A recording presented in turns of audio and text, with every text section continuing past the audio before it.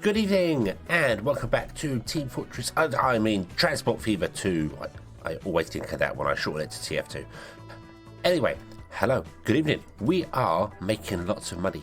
We're making 300,000 a whatever cycle this is. So we're making money, which is good, which is very good. Our lines are making wonderful profit here.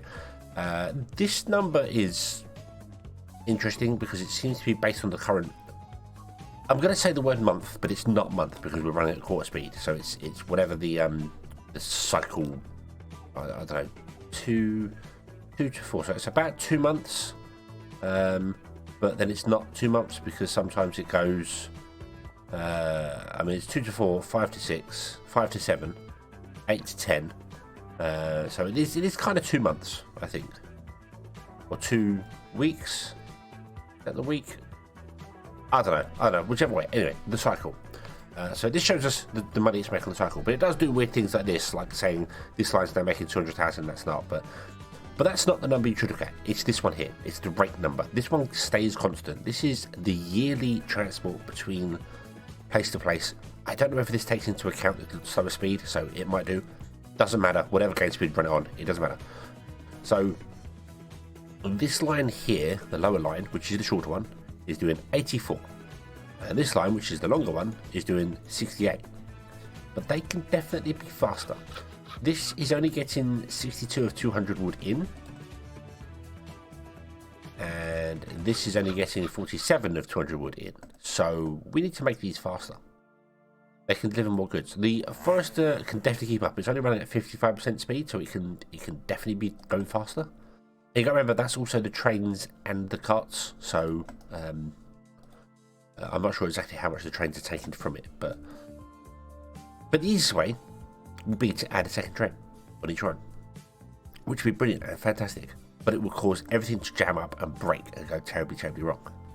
So what I want to do is a little experiment. I want to build 2 different ways of putting second trains on here.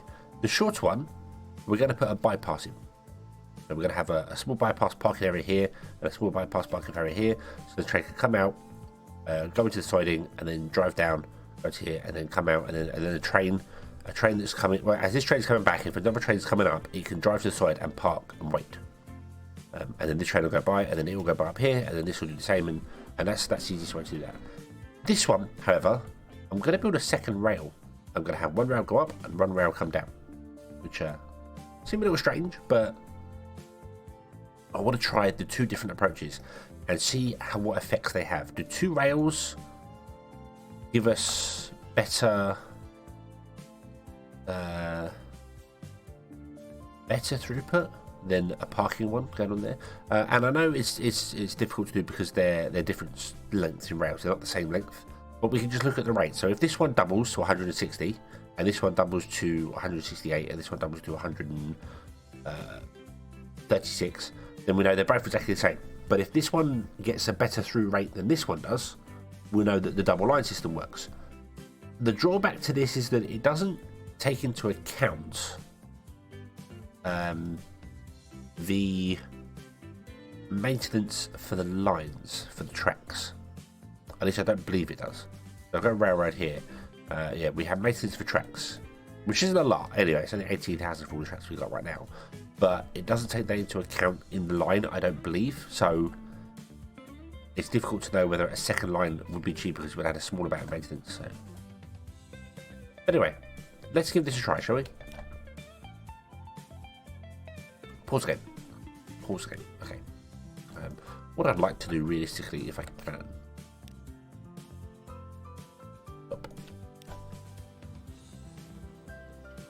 I want to bring both the trains in here and park them up when they're completely full.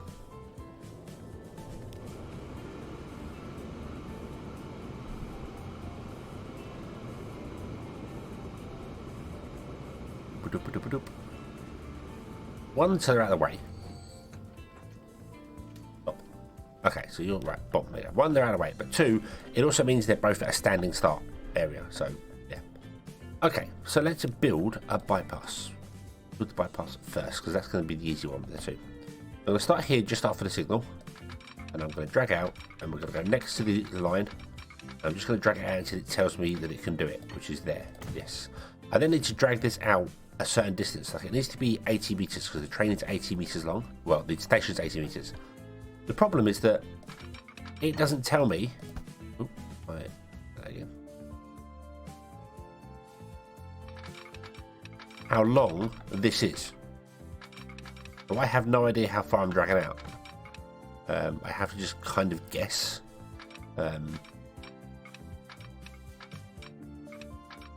So that seems too small. Yeah. Let's just go with $10,000. There you go. That looks like a good amount. Boom. We'll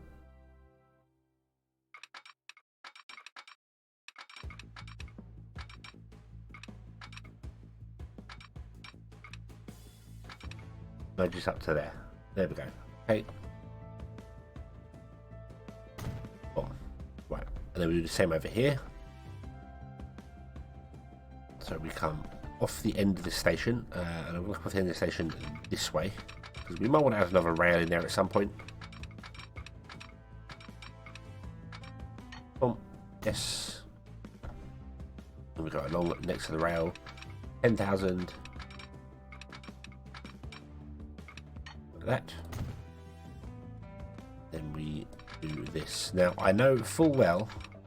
Where's the? There it is. That doing it money-wise is a bad idea because this is going to be shorter than that one over there because this is higher up on the ground, so it costs terrain size. But it's the only measurement thing I have. I could count the ticks, I suppose, going out there, but yeah. Okay, and then we'll put signals in. And what I want to do is I want to come back here, and I want to make these one way. So when it's coming into the station, it has to come this way.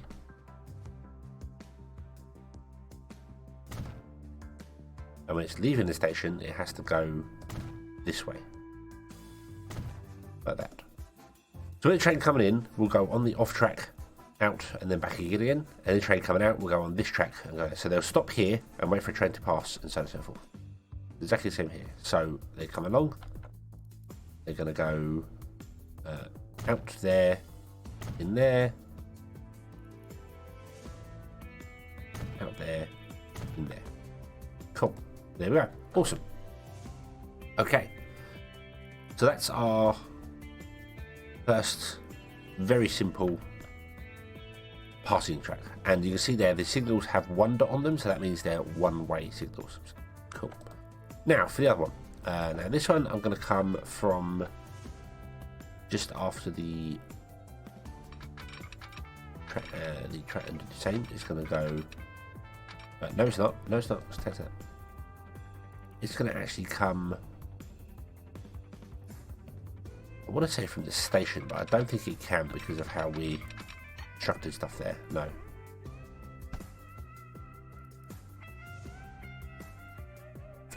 We're going to change this up here a little bit. Okay, so let's go remove a signal. That's fine. And I want to remove.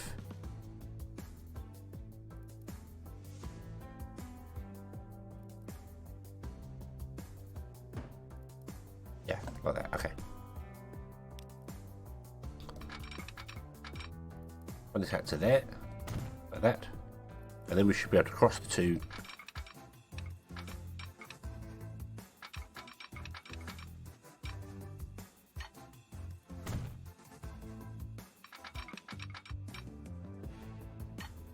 Like that. There you go, and that signal still works. Okay, and then I can run a line out. And up there next to this, and then I can run a line down from this and into there. It says no because it's too much curvature. Okay, that's good.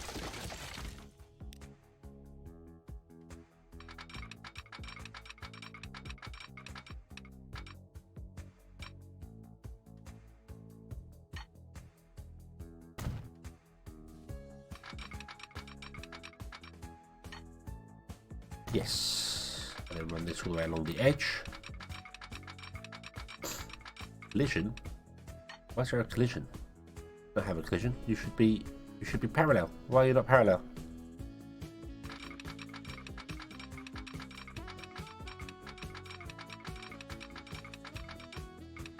Oh, interesting. Okay, so we'll do a little bit at a time.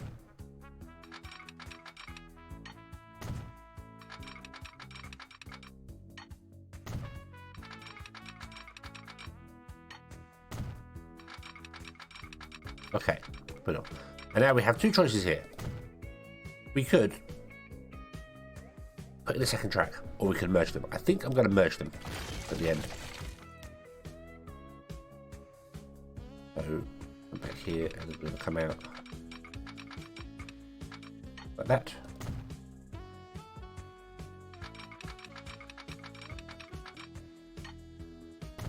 There we go. Okay. So yes, they're still using one station, which means they will have to stop at the ends and places, but they can travel all the way up the line one way. So that's what we're going to do. We're going to go one way, yes. So we're going to say travel up here and down here. They're driving on the right. The train's driving on the right, and that makes sense because the signal's then on the outside of the line, which just makes life so much easier for us. And we're going to come here to wherever this. You can see there's little like connections in the center, so that's where I'm going to put the signals like that. And then this doesn't want to be one way, but I want to have a track. I can't do a line on the outside now. Okay, I can't do a signal on the outside because I made them too close to each other. Oh well. What if we get rid of that one? Right, what does that do? So now, cannot connect all stations. What do you mean?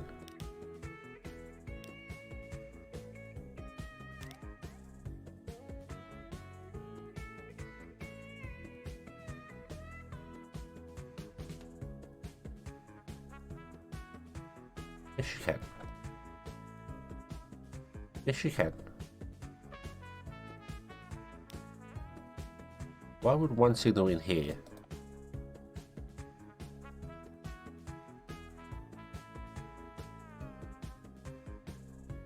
Oh, actually, should the braille? Oops.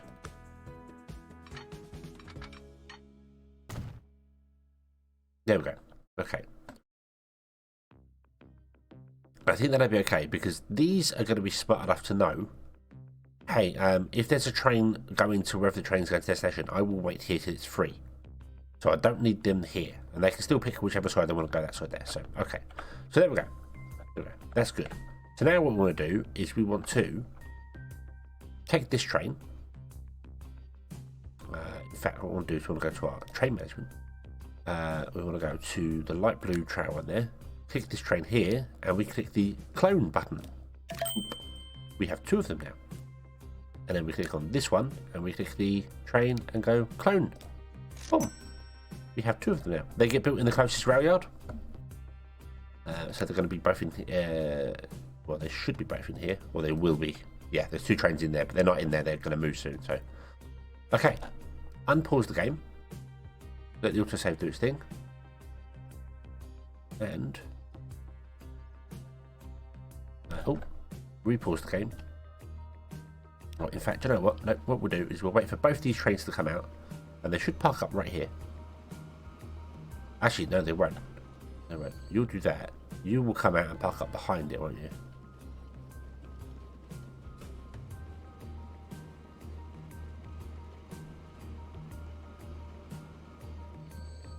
Well, there you go. Okay, that's a potential problem, but we're okay. I think we're going to be okay. So let's unpause this train. Unpause this train. Go. Look at them go. Choo, choo, choo, choo, choo. Okay, you'll park here. You'll go by. Up to that one. You should go along. I think you're going to park here for a moment, or are you? Nope, you're going to go to that because you know the tracks are free. So, but I don't think you can actually have train collisions in this game. It doesn't do that. It's it doesn't do that at all. So, right, so you've stopped. All right, there you go. Now you're going. Okay, and you will come along and you will park. You're going to come out and you're going to stop here. Oof. And you have to stop here in parking, and you have to wait for this train to get all the way up into here, and once it's past there, you can then start moving. There you go. Now you, on the other hand, you're waiting for this train up here. That's because I have one giant signal between the two, so only one train can enter one segment at the same time. So we need to add more signals here to get this to work better. So just add one there, one there.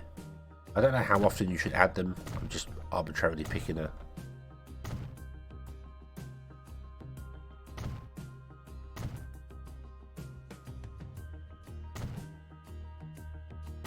And then we just do the same all the way back. In roughly the same sort of places.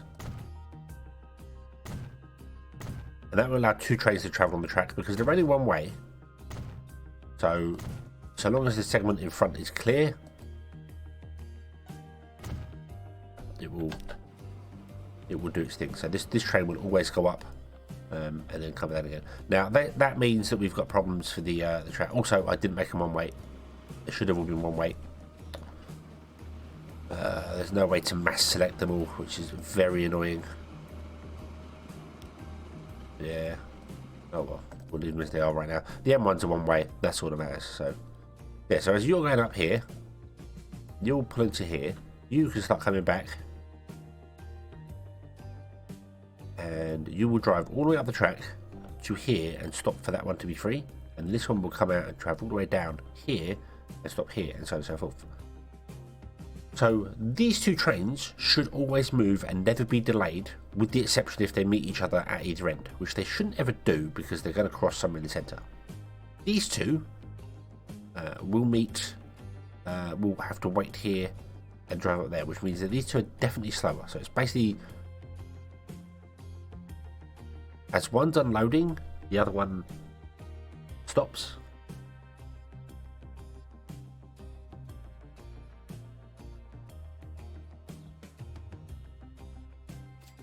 So this is still kind of a one-train system. And yes, I could put a second rail in down here. Yes, I absolutely could. I know that. I know that. The point of this is to find out which one of these two, how this affects the speed and how that affects the speed. So remember, we were 84 and 38, weren't we?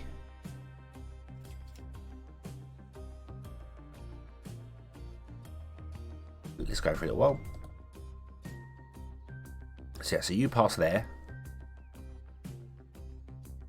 and then you come down, and then you'll flip round, and then you'll come back down again. That's not quite two trains because it's not quite fast enough. Now this has caused us a lot more effort because the signals obviously cost us money every time. So this one now costs us even more. I don't know if the line takes in the signals or whatever. I'm not entirely sure how that works. But if we look at them now, look at that. The rates are both pretty much the same. Awesome. Awesome.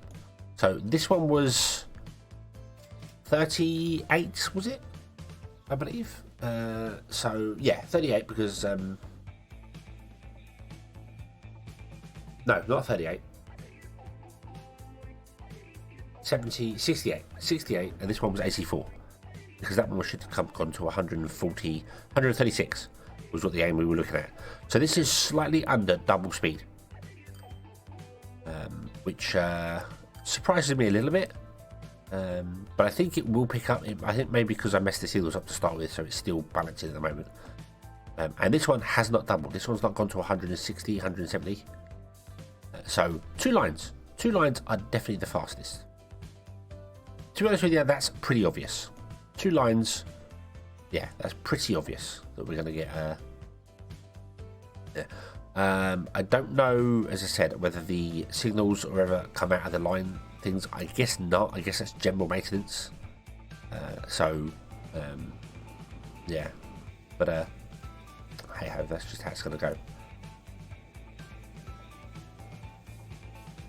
However, now they are doing, this one's almost doubling the rate up here. But yeah, this one should have got to 136 if it doubled up completely. So it might reach that. It might reach its double percent. There might be a little bit of loss because there is still a tiny bit of possible parking at either end. Unlikely, but possible. There is another advantage to this system as well, and that is that this one, we can add more trains to it. The double track system can add potentially as many trains as you want. And so long as there's a train between each signal, we can add 10 trains to this, and they would go up one side and come down the other side, and that's perfectly fine and would work beautifully. This system, however, if we add a third train to it, it will break. It might deal with a third train, like the third train would come along, stop here, so we have one parked here, one there, maybe even 4 trains at the most. So you got 2 here and 2 here, but it won't be giving you double the money. Or every time you add a train, it has diminishing returns. Whereas the double track system, to my understanding, should just add another 68 throughput or near 68 throughput to each line, with small full loss because of the single ending connections. Obviously, you get to a point where there's not enough trains to move. So yeah, I think this is the way we're going to do things. It's kind of how they do stuff in real life as well. You have double tracks. One is one way, one is the other way. Rarely do trains run on the. It does happen. It does happen, but it's a lot rarer than you think. Normally near stations does it happen where you have a train like here, it's on one track going in there. So I bet it happens a lot more often than I think it does, actually, to be honest with you. Now I'm thinking about it, it probably does happen a lot, but when you compare it to how many rails there are out there, it's probably much more likely to have double rails doing things. So yeah, there we go. My first rail experiment. We're doing that. So I think we'll change this one down here to be a double rail as well,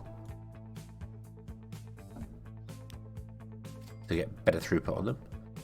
And we are going to make even more money, even though there's 2 trains on here now, so we're paying double the fiat for the money. It's still going to make more money overall, because yes, we spent like nearly 3 million on trains, and our rail investment has gone up by 10 grand. The tracks and the infrastructure has gone up by a little bit as well. So this is with the extra signals, so we've gone up to 34, and another 10 grand on this as well. So we're spending another 20,000 on tracks and infrastructure.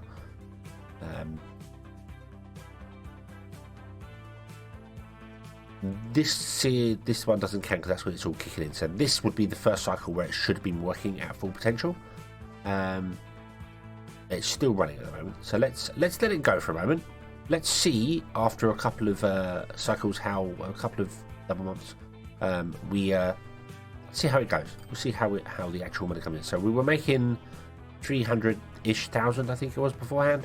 So yeah, let's see.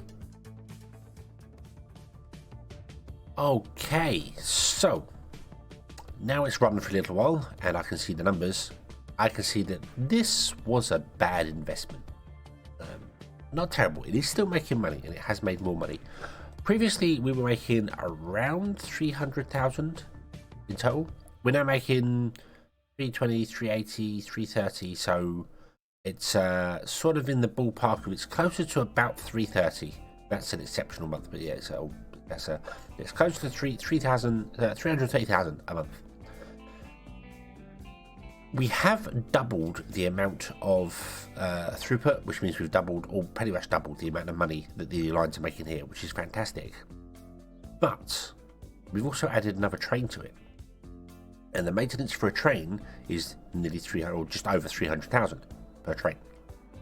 So we've taken away a lot more from it than what we had. The infrastructure has obviously added a little bit to it. It's not that bad. It's the extra train, the extra 300,000. So they're not making as much as they did before, with what was happening with them. So yeah, see the finances here. So this is, if we go to the last 8 years, it's been making money every year. This time it's not making as much money but then that year is not.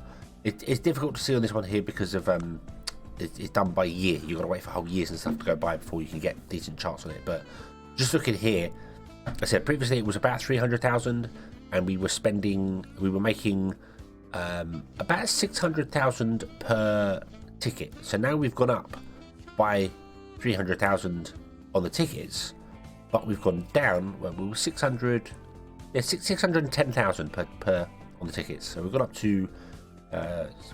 We've gone up by 350,000 on the tickets. Again, this is an anomaly month. This is not the standard. So, but the maintenance for the trains has doubled. So we're now losing 300,000. So we're only getting an extra 30,000 basically every month. That's all we're getting, about 30,000 every month for this extra train and stuff to go in here, which for the investment required isn't great.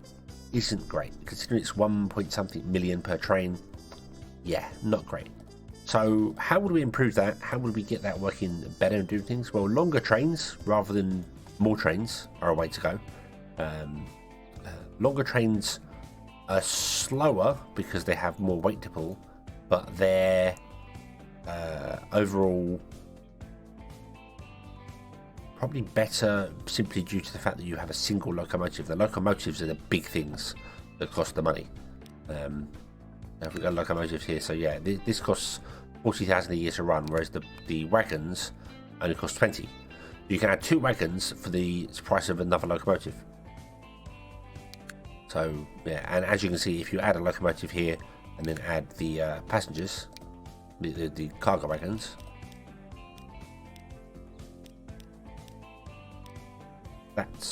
that's what we've currently like 8. There we go. So that's 2, 3, 4, 5, 6, 7, 8. Yeah, which makes each train 200,000 a year, wasn't it? We figured out. Why's my rent gone up by 300,000? That's interesting. I thought it was 200,000 per train. These are 20,000, so 2, 4, 6, 8, 10, 12, 14, 16, and this is 40,000. That's 12, so that should be 200,000 a year on trains. I'm not sure why that seems wrong. That seems wrong. That's gone up from 371,000 to 675,000. It should have gone up to 500,000. Oh, that's maintenance. That's maintenance. No, that is... I'm confused. I am genuinely confused by that. That makes no sense. Rail. Because how much money they're making over the last couple of times.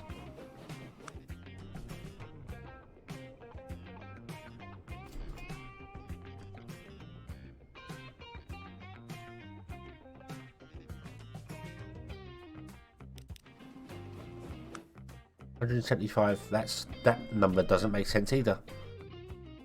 I need to look into some new things going on here because that's not correct. That's not correct. It should be closer to 200,000 per year. Okay. But if that's true, if it's 175,000 per year, okay, we added 2. Oh, we added 2 trains, not 1 train. No, we added 2 trains. So yeah, so we got 4 trains at 175,000 per year.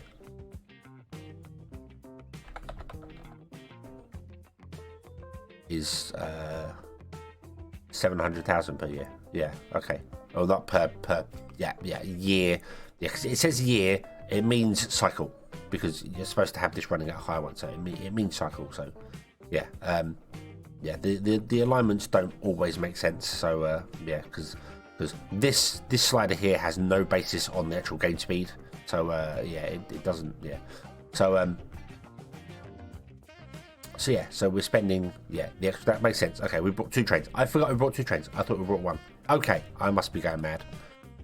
So I think we'll leave this one here, and I will take my findings and I will have a good think about how we want to do stuff in the future. I think double tracks are better because it gives us the potential to have more trains doing things. Maybe I should make the train tracks larger down here. The stations larger down here. We can expand these down here. So they can be... yeah, we can add more platforms, cargo platforms down here if we wanted to. Which means they can store more goods, which means we didn't have to redo all the rails outside it because we did stuff too close to it. But yeah, we could always expand this and make this station much larger. And the same over here, we could always change the rails and make the stations just larger so they can have more throughput. So, you know, we do have options, but either way, we'll think about them next time. So, thank you very much for watching. I hope you have enjoyed this one, and I hope to see you again in the next one. And until then, as always, have fun.